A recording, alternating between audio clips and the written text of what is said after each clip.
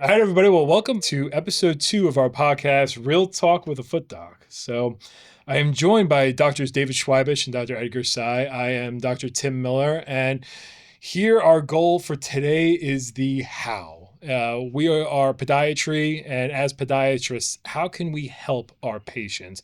What can we offer you, our listeners, in getting you back to the activities you enjoy, the activities you want to do, and the lifestyle you want to lead? So, really excited. I think episode 1 went really well. I think we had some great conversations on the who we are and the what we are, and now let's get into the why and the how. So, we touched upon before how we kind of have a broad spectrum on how we approach below the knee, right? Our theme, our phrase, below the knee, come see me. So, Edgar, if you kind of touched about difference in dermatology and difference in neurology. So I want to get your insights on what do you offer your patients on when they walk in the door? Yeah, I mean, we treat as podiatric physicians and surgeons, we kind of treat a variety of subspecialty of ailments, from dermatological skin conditions, rashes, and some things might come up, and that might stem from like a comorbidity that may have, right? Whether it's rheumatoid, ankylosing spondylitis, lupus, things like that. Fracture care, trauma. That's also something I like by design. I specialize in.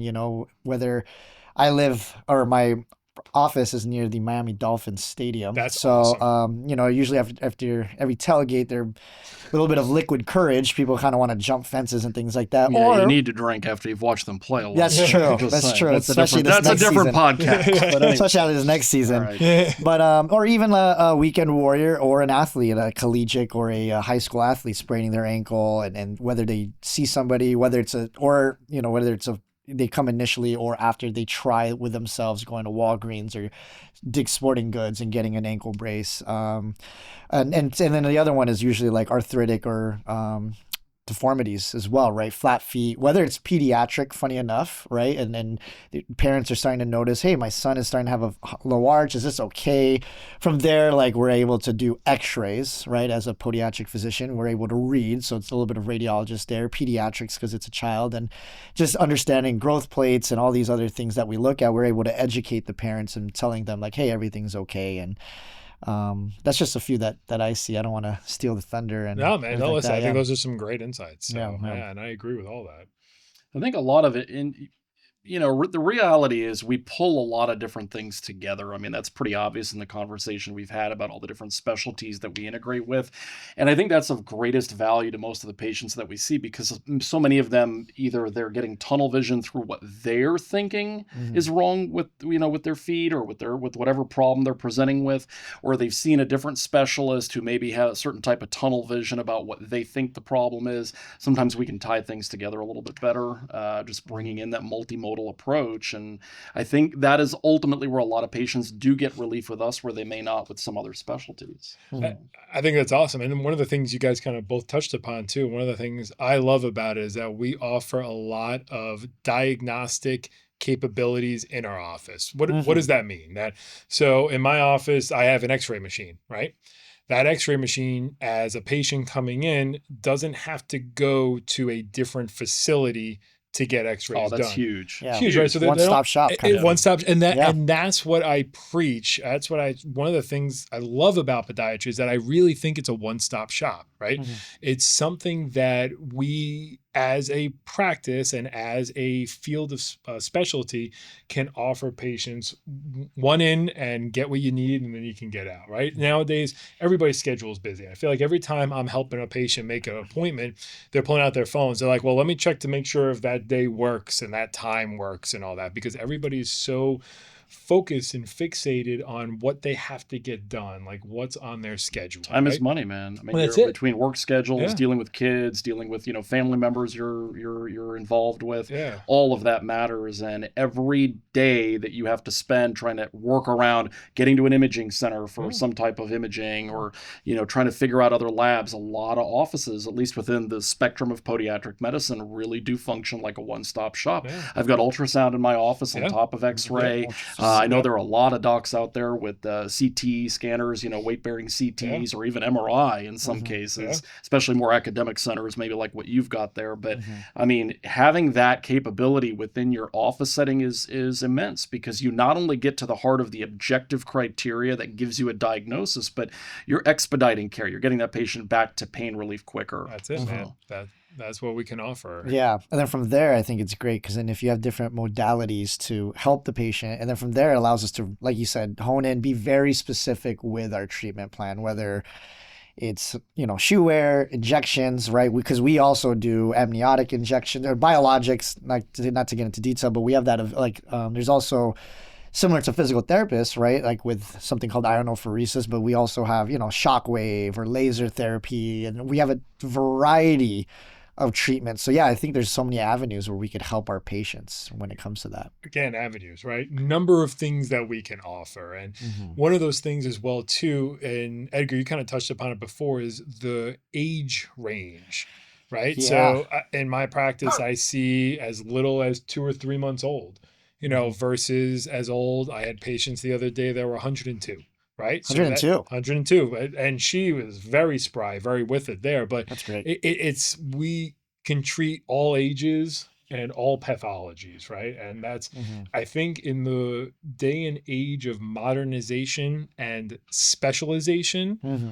we are the ones that can offer the biggest scope for the area of the body that we treat. Yeah, I always find it kind of interesting, right? Because I think one of the pride of podiatric this field is that when it comes to limb salvage, meaning patients typically diabetes, peripheral vascular disease, bad blood flow, and they have a high risk of amputation. Mhm. And once you get an amputation, your life expectancy goes down. So we see these high risk patients. And sometimes they're good and you're just kind of helping them, making sure, you're doing your tests and trimming their nails and everything. So you go something like that to a patient came in and just like, hey, I fell, and then they have a huge fracture. And it's crazy how you could go from one room and one vibe where it's like, hey, you're still doing great, your blood sugar's controlled, and the next minute you're in another room and it's such a, hey, like you need to go to the urgent care or hospital, or we need to do this surgery really quick, and you have more of a serious talk. Yeah. So it's kind of funny how in our field, and then I think it's the beauty, it's because every time you're in a patient, right, you treat every patient like your mom, your dad, like a family member. Absolutely. And that's always like, I think all our mantras, right? You want, when you're in that room, you're just really kind of focused on them. But the beauty of the profession is that, I know we kind of talked about it in the previous episode, but every patient could be so different in your office within 1 hour. So it's kind of beautiful. Beautiful. it's a good way to look at I it. like beauty. Yeah. I like Yeah. beauty. There's beauty in simplicity. And what I say that in our profession in podiatry, what we offer is that we're simple in the fact that below the knee, come to me, right? Mhm. That's what, Think about how many patients you see, and I get this almost every day, with something as simple as a little, crack in their nail or a small ingrown nail that may not be infected. Literally, patients sometimes in tears because of it, and you alleviate that pain. They leave elated. happy. Elated. And that's a simple fix, simple Yeah. win, and you get those wins all the time Yeah. in our specialty. And I think that's the high for me every single day, is getting those wins. And that motivates you to continue, right? We bet. enjoy those wins. We enjoy giving those wins, Mhm. right? And when we can give those wins, podiatry can give patients wins, that makes patients better. And that's at the end of the day, that's what we're doing. Right? Totally. Yeah. One of the things I do love about podiatry as a whole as well is that I love being proactive. And the reason I say that is more often than not, medicine is a reactive situation. We are in a reactive society, right? Laws change, things changes because something happened, right? People come in because they're in pain or they fell or they have an ulcerative lesion or a big wound, a big non-healing wound in their leg. But when I have a patient come in for something that's reactive, I start telling them how to be proactive, what they can do to prevent this from happening again, right? Something very common that we see, plantar fasciitis, right? Yeah. The plantar fascia is a ligament on the bottom of our foot, and it goes into our heel bone and can pull at the heel bone and cause pain. And very common in athletes and even as people who are non-athletic, right? Not very active, but what my goal is when I see somebody is that, we treat them because they're reactive, but how do they prevent that from happening again? And now I actually pride myself, and I open up a whole subset of a patient population of a proactive care, because I'm going to these pickleball tournaments, and I'm going to these runners clubs, and I'm even going to these senior centers where I'm telling them, saying, hey, this and that, do this to prevent or to decrease the chance of something happen. And that's a whole other facet of medicine, of podiatric medicine, that we can offer, that is completely different, and granted, you go for your every year, your physical exam, your generalized checkup, your lab work, but you do that to see if everything's okay, right? Yeah. And then if something's wrong, then you fix it, right? Mm-hmm. But to give somebody an edge, to give somebody that push, that purpose, to be proactive, and to keep them doing what they want to do. Not only athletes that love it, but I get plenty of, people who are, not as active, and they want to continue to do the things that they love, and getting the tips and the tricks and keeping them going. Yeah. And my practice is kind of a little bit more in that aspect, but when you said that, it's a great I'm glad you brought that up. For I think the people who need to be proactive, and how we could help is patients who are diabetic. Because there's so many contributing factors that could cause, neuropathy, dermatological issues. But I remember I had one patient. He was like, okay, I'm just here, but do I really need to see a podiatrist? And he did not understand that he was developing something called neuropathy, where you don't have any feeling in the bottom of your foot, right? And it usually starts with your toes and goes up. But the next time I saw him, burns the entire bottom part of their whole foot. I go, what happened? He goes, well, I was on the beach, and we're in Miami, summertime. He was with his family, just going with the family. The sand was so hot, he burned the whole bottom of both his feet, and he did not notice until he saw blood on the bottom of his feet. He goes, I just don't get it. I just didn't feel anything. So then I was like, yeah, because you have neuropathy. And I kind of share that story to some of my patients sometimes too, because, those every 3 to 6 month follow-up, whatever it may be, allows to prevent injuries like that, and serious conditions like that. So I think for me too, diabetics, and then that's where we also kind of team up with primary care, something called the hemoglobin A1C, your blood sugars, is that controlled? And because again, it can lead to other contributing disorders as well. So, think about how much education plays a part of what we do. That's really a big part of the how. Absolutely. Patients come in all the time asking about, hey, this shoe, is this right for me? Hey, I got these blisters on the beach and I don't know why. I didn't really have pain at the moment. Now my foot's all red. How often do they, get a recommendation from a neighbor or another family member, and they just don't know. Yeah. And you get so confused by what you read online. You go to Dr. Google, you go on Googly. TikTok, whatever it is. You don't know. You don't know what to trust or what it is. So I think we help to fill in the blanks a lot of times just through education. I like that, man. Yeah. Yeah. And I actually never mind a patient doing the Google, before coming in. Yeah. Because sometimes doing the Google, doing the Chat GPT. That's also my dance move. The Google. Let's do the Google. Yeah, find that on the extra edition of this podcast. But yeah, I kind of don't mind, because at least they have some level of a background of it. So then, because to me, the way doctors, even though they come for a second, whether it's a follow-up visit for plantar fascia, I kind of repeat everything again, because then when you have some level of background, you pick up things in a different light. And then it allows them to be educated. Oh, I understand now why I need to do my calf stretching, or why I should be wearing supportive shoes and things like that. So, and I'm really glad you bring up that point, because education, right? That's really what we are. We're teachers, right? Mm-hmm. And there are studies out there that show when patients leave an office after a doctor's appointment, how much information they actually retain. Yeah. Immediately after the appointment, it's only about 50%.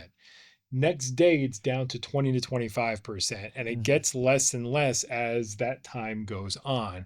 So that importance of educating the patient and pushing that information again, and realizing that, hey, this is what's important. This is what you need to know.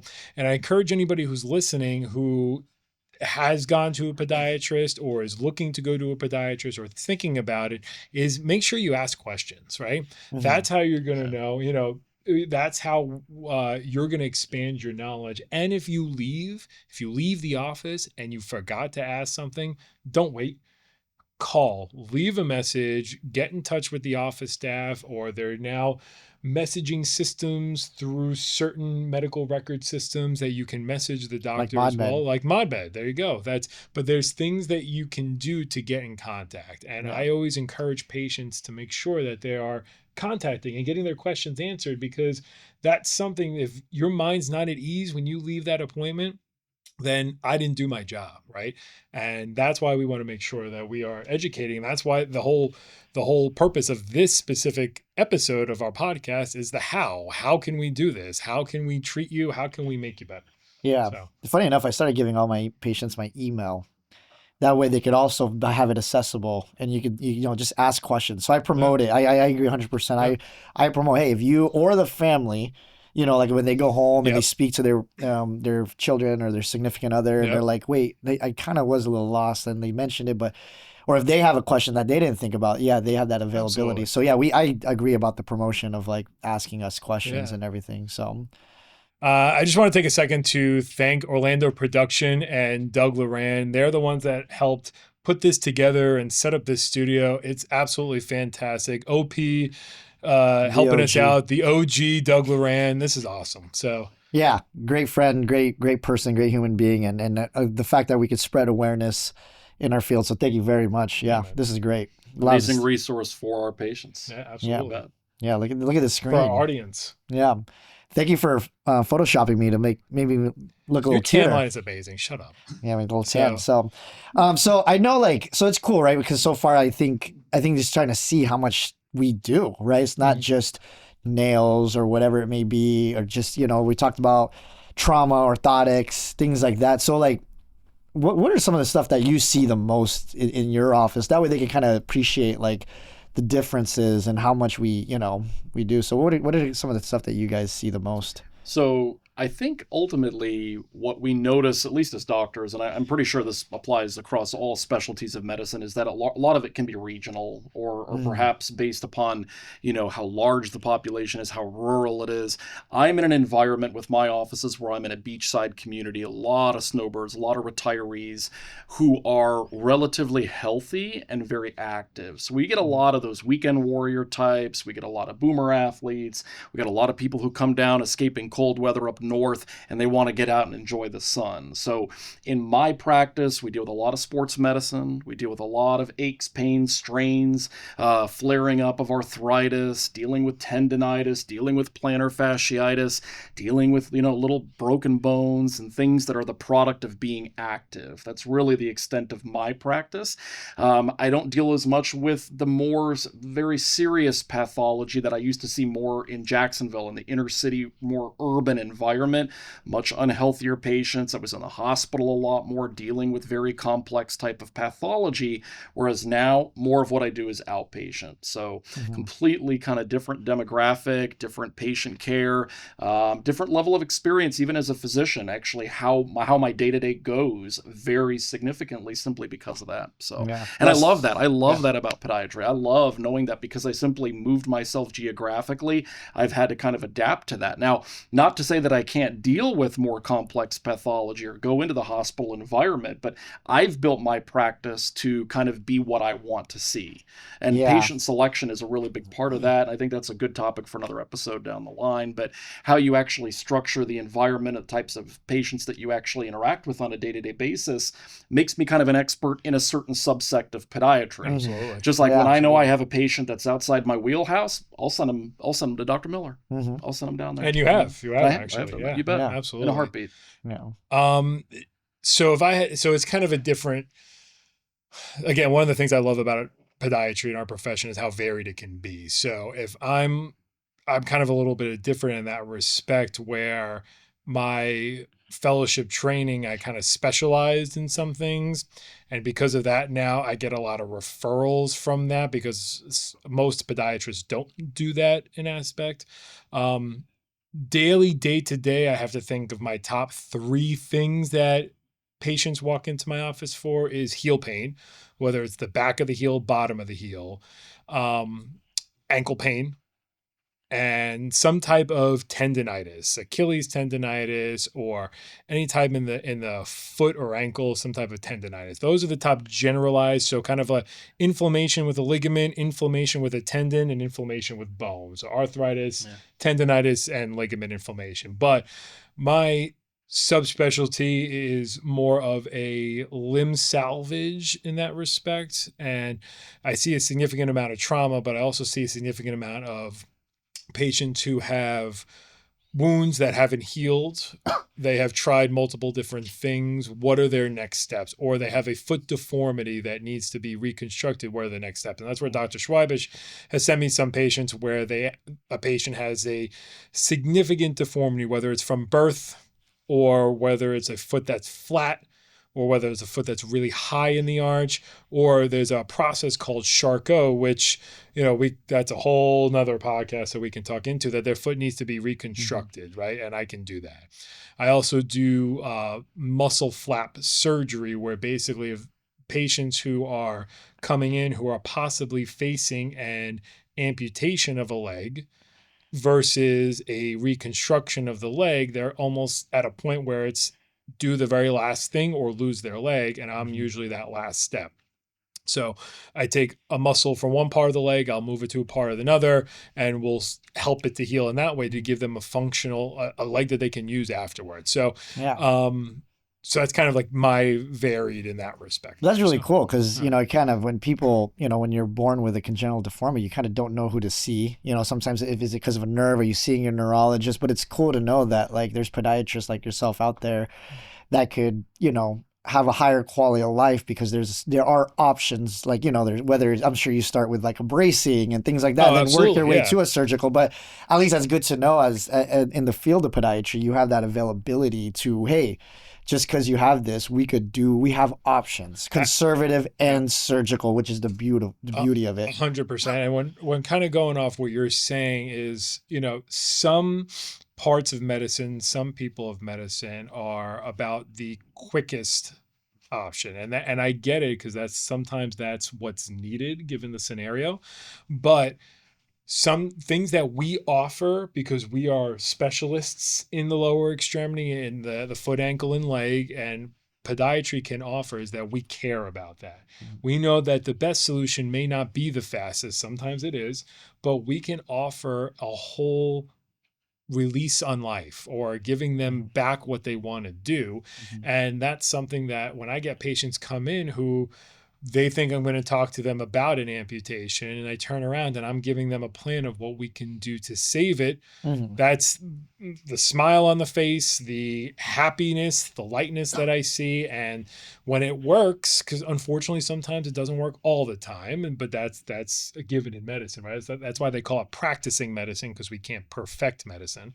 But giving that is just something that we can do. We care. We dedicate the time as podiatrists to give them that. Yeah. So Dr. Miller, you mentioned how you treat musculoskeletal like tendons, ligaments, and I know we're all basketball friends, and I know Dr. Miller's favorite team is the Boston Celtics, obviously, right? That's my wife's favorite team. She's from the Boston area. I'm a New York Knicks fan. Yeah. So Knicks in 7, huh? Yeah. Knicks in 7, my Lakers are out. But anyways, so it's cool that you mentioned that, right? Because I think one of the things as podiatric physician surgeons that we do is a quote unquote trauma, right? And things like that. And a very popular athlete, an Olympic athlete, gold winner, Jason Tatum, just recently went down. So it's kind of funny was as podiatrists, I know we text each other and right when that injury happened in real time, if you look at the mechanism, he's kind of like he's planted and he's going to explode, non-contact injury. If you look really closely, you kind of see like that,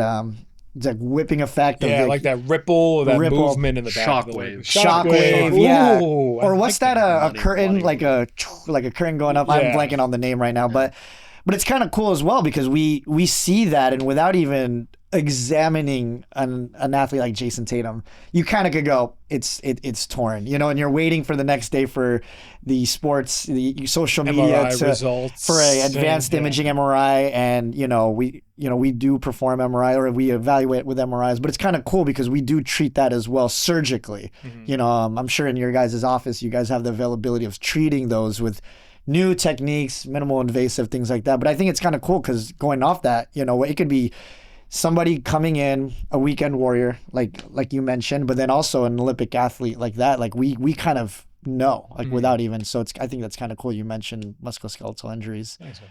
Yeah, we play in a very interesting sandbox if you think about it, because we're a relatively small medical specialty. I mean, you got about almost 20,000 of us nationwide, but so many of us do interact with each other on a regular basis that when something like that happens in the news, there's a big text group that opens up, TikTok's blowing up, Instagram, everyone's kind of like chit-chatting and tagging, what do you think about this? Who do you think he's going to see based on geographically where they're at? Yeah. And we all know, generally speaking, who they may end up seeing, and they're oftentimes in the podiatric world. So it's amazing. And especially, I know even down in South Florida at Barry University, you guys have a pretty dynamic sports medicine program. You've got professors very intimately involved with the Miami Heat.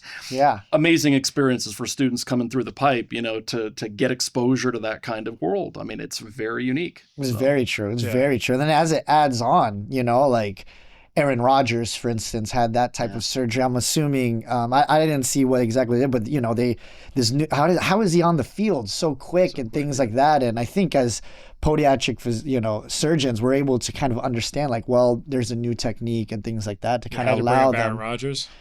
Had to. I'm a Jets fan too. Yeah, I'm bringing up all your favorite teams, but don't worry, he didn't really do well after. No, I know. I know, buddy.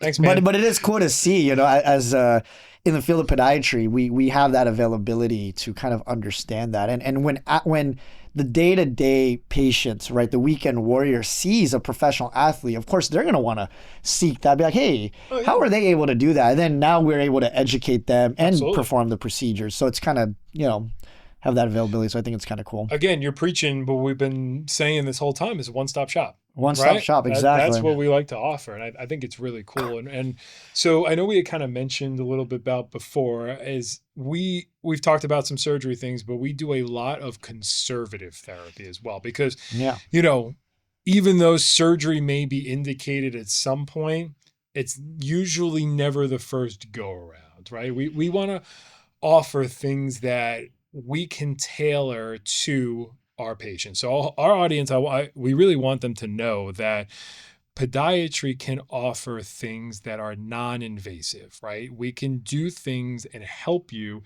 get you back to where you need to be safely and as efficiently as possible. And a lot of times it doesn't offer or doesn't have to be surgery, right? So, I'm sure you guys, Dave, like when you get somebody in the office that is coming in for heel pain, right? And it may be something that surgery may be an option, but like conservatively, like what can you offer or something like? Oh man, I could, every day you can see that trembling in a patient's eyes when they think that they have to have surgery. Absolutely, 100%, they come in with something as simple as heel pain, and they think to themselves, "I'm heel so pain's never deathly simple, afraid." Okay.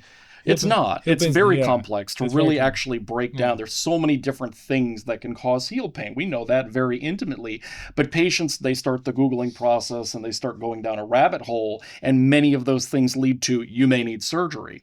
So when a patient comes in and they have that fear of surgery, I tell them right up front, my goal, if at all possible, is to keep you out of the operating room. Yeah. Period. Yeah. And here's the basket of different treatment modalities I have to offer you that can hopefully accomplish that. And if, statistically, if the research supports the fact that I can give them the odds of staying out of the operating room, I'm going to do that every single time. Awesome. Every single time. And that's where having a very multifaceted practice with a lot of good technology, very state-of-the-art way of thinking, very evidence-based modalities gives me that luxury to offer that to patients. And I think that that's ultimately built up success in my practice because patients know that I'm going to be that doc that's going to want to cut immediately. I don't subscribe to that philosophy, and I think that it's actually treated my patient population very well. Yeah, and I think it's kind of cool. So for heel pain, for me, like I'm just in the keeping the same example, I actually engage the patients. So I feel like patients, when they come see a podiatrist, at least it's like, hey, if we do physical therapy, we have to give it 6 to 8 weeks, or are there some level of other modality and a variety that we could give them? And then I remember sometimes when I preheat the oven of surgery, sometimes and I talk to them, here's the pros and cons. Preheat the oven. I like that. Yeah, I'm because going to start using that. Because if I get an MRI, and the beauty of an MRI is I look at the quantitative, how thick the Achilles or plantar fascia is, because then I kind of tell them, like, hey, PT might not work, right? And then if I tell them that from the beginning, and I have sometimes certain patients that I go, hey, well, I have a vacation in 2 months, or hey, I need to be on my feet. If I try 6 to 8 weeks. So the beauty of that too is I engage the patient as well. And I think that's why as podiatrists, we kind of educate, like we're educating them. And sometimes I tell them, hey, if we do this plantar fascia surgery, I'm not trying to push you to surgery. Like, exactly, I follow your philosophy. Anything we could do conservatively first. But if you exhaust that, if there's a time crunch and it's a low risk type of surgery where you're walking as early as week 2, and then you're like, hey, like by week 6, like you're back in a shoe and you should be, some level of pain, but you're back to it. The engagement, right? And I think patients love that about our profession, is like you have that availability to be like, well, I appreciate you educating me based off what you told me and the pros and cons of both. I kind of let them kind of dictate. And also, obviously, I give my medical opinion and based off the imaging. But yeah, so I think that's kind of cool too. And I think you hit the head on something that's really critical for our audience, right? Is that there are professions where all they know is one certain thing. So if one or two, and patients will come in and, well, this is what I know how to do, so this is what I'm going to offer you, right? And they won't necessarily tailor the treatment plan to the patient. Mm-hmm. They tailor the treatment plan to their own set of skills, right? That's so true. And one of the things I love about our profession, podiatry, podiatric medicine, and surgery, is that we tailor the treatment plan to the patient, right? Because we are very well trained in multiple facets of below the knee, right? Mm-hmm. So because we are that well trained and because we can offer so much, we're able to tailor the treatment plan towards the specific patient. Right. I agree. Yeah. And that, as opposed to, and again, not knocking other professions, but there are some professions where all they know how to do is cut, right? Or do surgery. And that's all they're going to offer. That's it. They may try 1 or 2 weeks of conservative or 1 or 2 treatments. And if that doesn't work, boom, you're a candidate for surgery, right? Mm-hmm. But we can offer a multitude of different things. And for our audience, something as simple as an insert that goes into your shoe, or, something as a brace, or something as an injection. We can offer things to get you back to where you want to be and what you want to do that don't necessarily involve surgery, right? So that's what I love, is because, again, the training, the breadth of knowledge that we have, the education, is something that really is a benefit to our patients. It is. And I think you made a very interesting point about the fact that there are obviously some doctors out there, and I think that's the case in any specialty in medicine, that jump more immediately to surgery, and that could be in their wheelhouse to do so. I love when I have a patient who comes to me for a second or third opinion, and they were told by another doctor or multiple other doctors that your only choice is surgery, and seeing if there's something else in my wheelhouse that I can offer to potentially prevent that. Because if they're coming to you for a second or third, obviously they don't want the surgery, right? They usually that, or maybe they're obviously looking for a different methodology, perhaps something minimally invasive, or perhaps truly they are maybe doubting the plan, and that's perfectly fair. Every doctor's got their own way of obviously pitching a particular treatment plan. Some are better than others at doing it, but I kind of take pride in listening very carefully to what their apprehension is or what the doubt is, and then what else can we do? Is there something non-surgical? And if there truly isn't, is that surgical proposal something that makes sense, or is there a way to tweak it to optimize your outcome? I think that's seeing if your procedure selection is going to be the same. And at the same time too, right? In playing devil's advocate, if there's a listener out there, a patient who's, because I had a patient, they sprained their ankle playing basketball. They didn't play for the Knicks, don't worry. But they sprained their ankle 2 years ago, and they've exhausted conservative management, meaning, like, hey doc, like they came to me as an initial visit, but it happened 2 years ago. They're like, Doc, I'm just frustrated because I tried physical therapy 2 rounds. I did anti-inflammatory shoes and things like that. They did Dr. Google and saw a outside provider, and they're like, "What?" Like, I'm getting really frustrated. And then introducing again. That's when I kind of preheat the oven. I kind of don't waste their Preheat the time oven. I love that. because I go, "What's your goals?" Right? I ask the patient, "Well, what's your goals?" And they're like, "I want to be back active." They're young. They want to travel. They want to play basketball. Yeah. You have kids. And then that's a situation too. At the same time that we have available in our wheelhouse, to steal your word, is to offer surgical immediate. So that's one time too, where I would probably kind of pull the trigger a little bit quicker on surgery just because they've already attempted it. But that's the beauty, right? Doing the right procedure or the treatment plan by the patient, right? So Yeah. every ankle sprain is different. Yeah. Whether anatomically what they injure, or the timing, or the age, demographics, past medical history, things like that. So there's so much that behind the scenes that even though we don't discuss that with the patient, that we look at, right? Yeah. And things like that. So yeah. Well, who do you like in basketball? Who's your NBA team? Man, I tell you, I was born in Chicago. I grew up in Florida, Okay. so I'm a Floridian at heart, but Okay. I'm a Chicago Bulls fan. So you're a Bulls fan. You're the Lakers fan, right? I'm a Lakers fan. And Seattle I'm a Knicks Supersonics. fan, and I'm going to look into the camera for this one. Who out of those 3 teams is still in the playoffs? So they can give me all the stuff they want to give. There we go. So I actually would like to take a moment. So you guys are our audience here as well too. And viewers, if you see it, and then for our listeners on our mugs and back here, we have FPMA. Just anybody who doesn't know what the FPMA is, it's the Florida Podiatric Medical Association. Every state has their own podiatric medical association. So we're in the state of Florida, but all our audience who are in other states, you can Google, look up your own podiatric medical association, and you can put in your zip code or your area, and you can find a list of podiatrists who are in your area. So it's an easy way to find care. You can go through your insurance as well too. If you do have insurance, that if you go through your own portal, you can look up podiatry and see a list of people around you, list of physicians around you in podiatry who are in your network.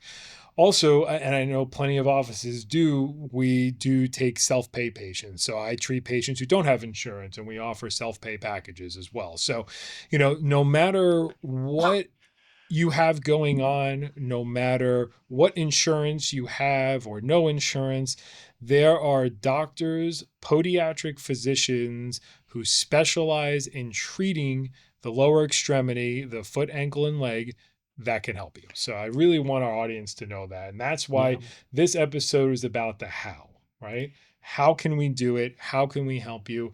And just know that you don't have to be in pain. It's not a be all and end all, right? Mm-hmm. There are things that can be done to get you back to what you want to do.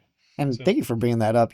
So I work at a university setting, right? So I mentor and teach students and residents, right? So given that it's a university, let's say patients don't have insurances, or they're kind of, our job is to teach. So we at times do it pro bono, for free, or, work some level of payment plan. So I love that, how you mentioned that, because no one should be in pain, living in pain. So, that's why I love being in a university setting, is we do it just obviously to teach, but at the same time, we have that availability to see all types of patients, regardless of financial situations. So, so I think that's cool.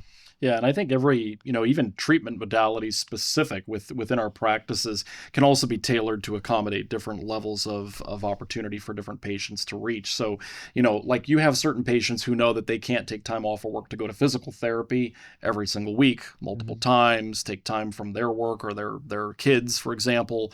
And that's where a lot of times we have different treatments within our office that can actually expedite recovery or shorten the amount of commitment that you have to have from a time perspective. So again, getting into an office with a podiatrist, doing that, having that conversation with them about what's out there. And typically my rule of thumb is, if I don't offer something that I know could offer you either an expedited recovery or perhaps a faster return to sport, for example, I usually know a colleague who can. That's awesome. So, and that's it. Again, it's that interconnected network, right? Yep. I mean, and I think one of the things we know as well too, we keep on preaching that, hey, it's your one-stop shop. It's your one-stop shop, right? But sometimes it's not, right? Sometimes it comes a point where you may not know what to do or how to do it. one of the things I love about podiatry, and I really enjoyed, is that we're very connected, right? If I don't know how to do it, Edgar may know, right? Or somebody else in the field of podiatry would know as well too. But another thing is that we are such a subspecialty of medicine, and we're really integrated within the healthcare system, that if it's something that's not related to what we do, if it's something more affecting another part of the body, or something where it's a systemic disease, like we had, Edgar, you had mentioned like a rheumatoid, or some type of other disease that we may figure out that you're diagnosed with, we know who to send you to. Mm-hmm. So it's not like, hey, sorry, we don't know, go figure it out. We're going to know somebody. And from talking with my colleagues and talking with patients who have seen podiatrists, is that if we don't know, we will find out for you. Okay. Because that's our goal. Again, treating like how you want to be treated, how we want to be treated, how we would treat our own family. So, yeah. I think it's getting them on their feet. No pun intended. Get on your feet. There we go. Who sings that Gloria song? Estefan, bro. Come on, man. Estefan. That's true. Get at me. Yeah.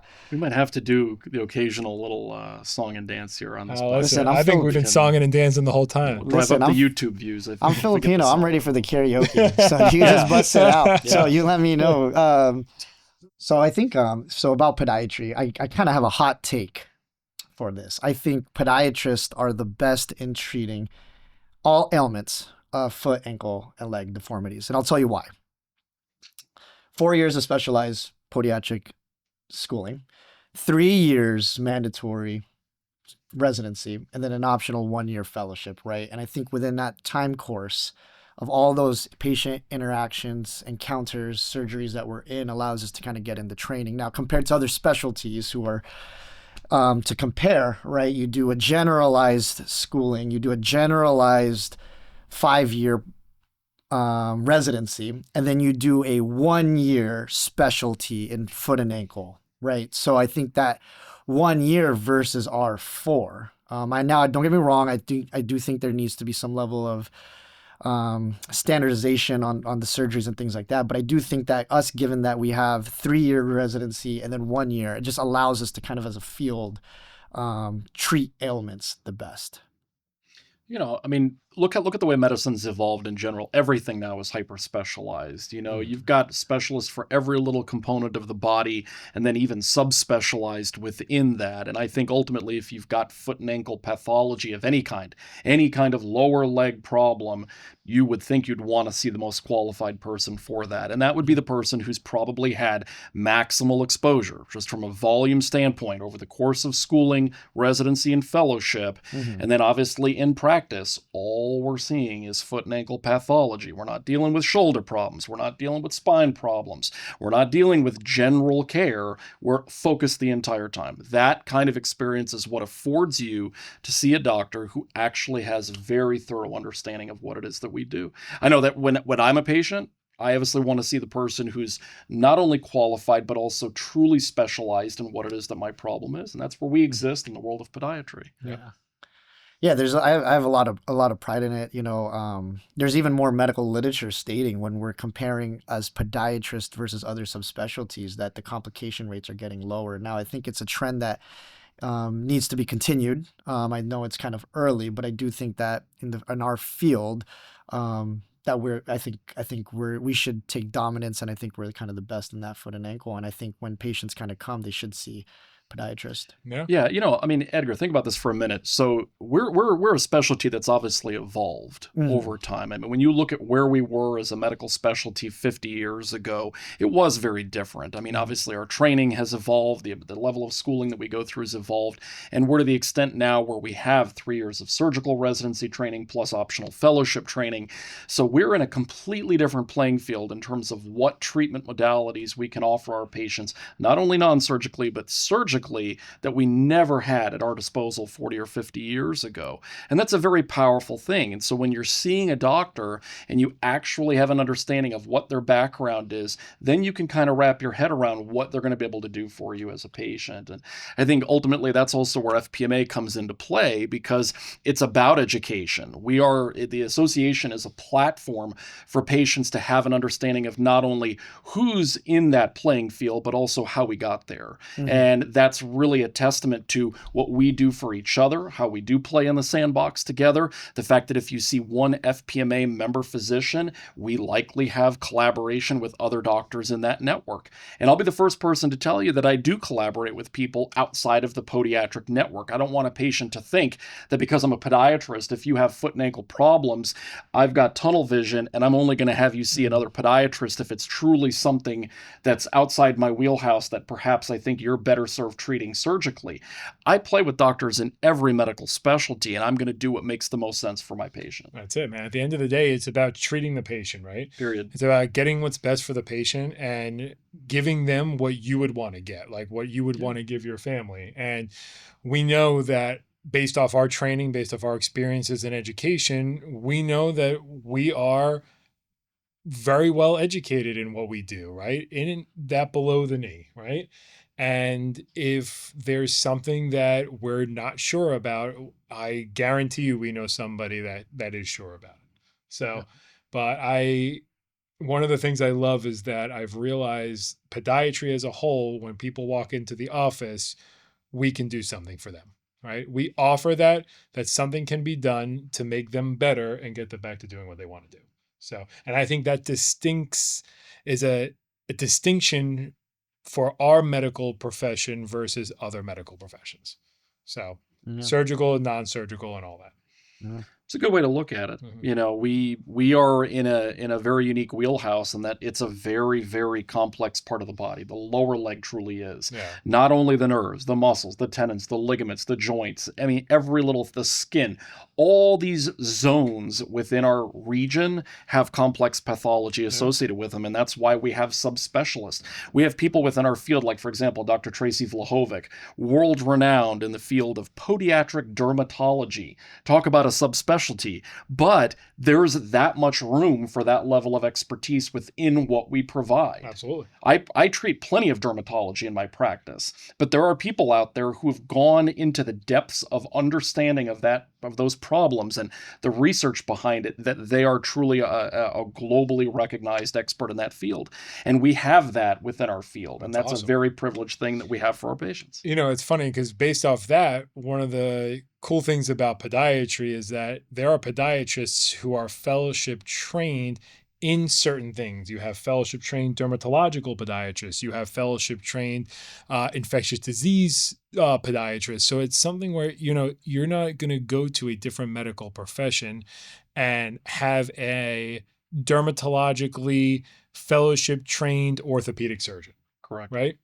You can have a podiatric surgeon who is dermatologically fellowship trained, infectious disease fellowship trained, plastic surgery fellowship trained podiatric surgeon. You don't get that in other professions. Correct. And I think that just shows the dedication, the time, and the area of expertise that we have. Yeah, and I don't want the audience to think that, how do I know who's a podiatric dermatologist? You don't need that. No, I think that there are certain, we are, again, fundamentally, we are generalists. We are podiatrists, period. We are podiatric physicians, and we typically have an understanding that, hey, this is some kind of a pathology that's more of a zebra rather than a horse. Yeah. It may need something truly specialized. Yeah. Guess what? Same thing in ophthalmology. There are glaucoma specialists. There are your dry and wet macular degeneration specialists that people travel all over the world to see these specialists. So no different in our specialty. Absolutely. 100%. Yeah.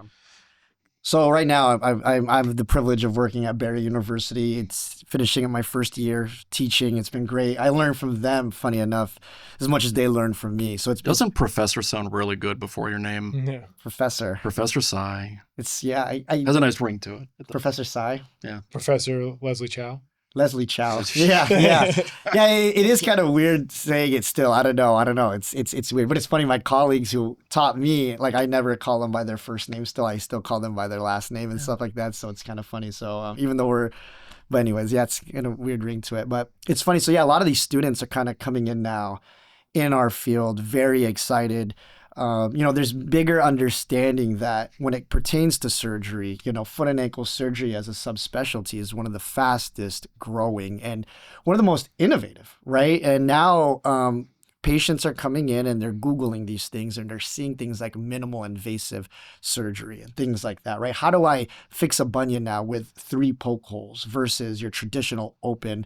So these students, I teach surgery at Barry University. So these students are coming in extremely happy and eager to kind of learn, how do I give this best patient care now that I'm in training with these new innovative foot and ankle surgery, right? Within surgery class, we do talk about conservative management and a wide type of varieties, but these students now are kind of super interested in that. They want to do research and everything along those lines. So it's kind of cool. And same with the residents too. Residents are kind of understanding that as well. Residents are kind of seeing, hey, how can we push the envelope for these patients to be back on their feet? Back then, you're non-weight bearing in a cast for 6 to 8 weeks with new innovative technology and implants and things like that. It kind of allows us to get more trust in our surgical instrumentation and our surgical techniques to allow the patients to start walking very early, which is different than just as early, maybe like 5 years ago even, right? So I kind of just see that trend with this new wave of podiatrists and students. Yeah, and I've felt that too. I think when I'm working with students and I'm, either whether it's through a lecture or conversations with them, you hear the same themes. You hear their enthusiasm and their vigor for learning the latest, greatest technological advances and obviously surgical advances. My goal, to be perfectly frank, has been to kind of not so much to temper it, but to create a real world awareness of what that means. Because a lot of times when you get into practice as a physician, you realize that real world healthcare, real world, the financial ramifications, societal ramifications, just work demands, children demands, all these things don't always mean that surgery is in fact the right option for a patient. So I try to get those students to realize, hey, listen, it may be very exciting to have the thought process of I'm going to be in the operating room 3-4 days a week, all day long. This is all I want to do. But in reality, real world medicine doesn't always afford that kind of opportunity. And I think the students coming through the future is bright in podiatry. It is incredible. The students that I talk to now, the level of not only enthusiasm, but just intelligence. I am now only 10 years out from school. And I think in that decade, it has been remarkable the way that evolution of students coming into our profession has changed.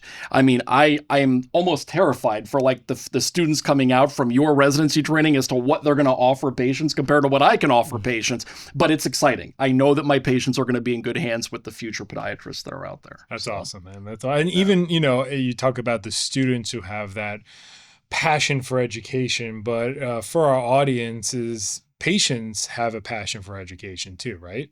And I know that patients coming in want to be educated on what's going on. So not only is the future for students bright, but the future for patients is bright as well too, because that education passion, seeps down from doctors to residents to students, then patients as well too.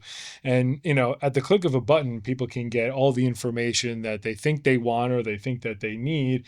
But for our audience is that because we have that passion and education as podiatrists, we can give that to you as well too. And that's why audience, for our medical and non-medical audience there, just know that the education aspect and what we can give is something that I think is unparalleled in the field of medicine, especially for our specialty. So for our audience, what are just, if you were to leave them with just 2 to 3 advice from a podiatric physician, right? For any types of patients, what are the quick advice that you want to leave them that you think like, hey, you should know this? Number one, shooting off the top of my head is don't wait. If there's something going on, there are things that we can do as podiatrists that can help you. The longer you wait, usually the worse things get. And if you wait too long, there are some things that we have to do that maybe more to the extreme than what we could have done if you had come in earlier.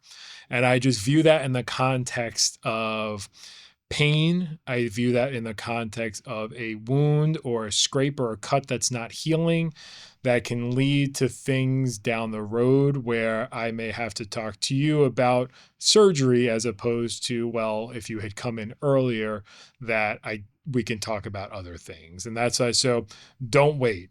If you have a question, if you have a thought, schedule an appointment.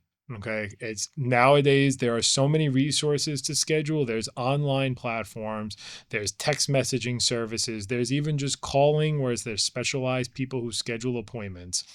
Even if you think that you may be unsure of how to schedule it, you can get somebody to help you. If you can't get somebody to help you, you call your insurance company. There are insurance company people that will help schedule appointments for you.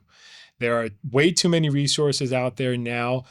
Waiting, as I get older and I talk with more patients, waiting is not becoming a valid excuse anymore. So don't wait. See your podiatrist. I couldn't agree more with Thanks, everything pal. you said. I'll Thanks, buddy. piggyback a little bit though. I think You a can big always one piggyback. is to do not assume that there's nothing that can be done. That's It's a good one, huge too. one. I hear so often from patients who truly think that they're a lost cause, and that could not be more of an unfortunate thing to hear. From no matter how complex or how simple your problem is, the number of times I hear that is remarkable. Okay. And coming in simply to have that conversation is so fundamentally critical. It is, just so you can alleviate and give you some peace of mind. And it kind of goes back to what you were talking about with questions. Do not be afraid to ask questions. I think ultimately we are educators first and foremost. Before we even engage in any kind of treatment, we have to educate. And so when you come into my office with questions, I don't care if you're like a lot of my engineering patients or rocket science patients, because I work near NASA and SpaceX and everything else. They That's come in awesome. with binders of information that they've pulled off the internet. Please do that. I mean, really, please do that. It shows to me that you care enough about your own problem to actually want to engage in a good conversation with me, and you care about ultimately where you're going to end up treatment-wise, period. So I think ultimately I would say that my greatest piece of advice, just do not think nothing can ever be done for you, and ask questions. There you go. Yeah. I think for me, ironically, don't go barefoot. Like, I think true. wear So good true. supportive sandals Yeah. at all times. Even when I'm at my place, I just feel like I feel the difference, and it's kind of crazy how supportive. So I don't know, shoes that are stiff. I think this is very Amen. important. And then for the athletes, because I see a lot of those, those weekend warriors. There's a quote I always say.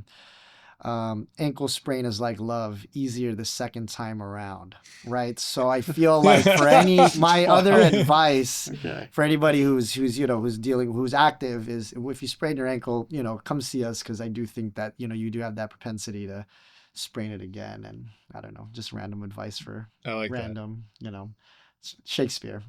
Well, I think Asian Shakespeare. Asian Shakespeare, Yeah, Asian this is Shakespeare great. Sy. There we go. Shakespeare. Shakespeare. Yeah, Wow, this is- Billy Shakes. So Yeah. I think with that this is a great end to our episode 2 of the Real Talk with a Foot Doc. I want to thank Doctors David Schweibish, Dr. Edgar Sy. Again, shout out to Orlando Production, Doug Loran, OP with the OG Doug Loran. Thank you so much. Below the knee, come see me. Please. Right? So stay tuned for more episodes. We're happy. Go see your podiatrist. Keep calm. See your podiatrist.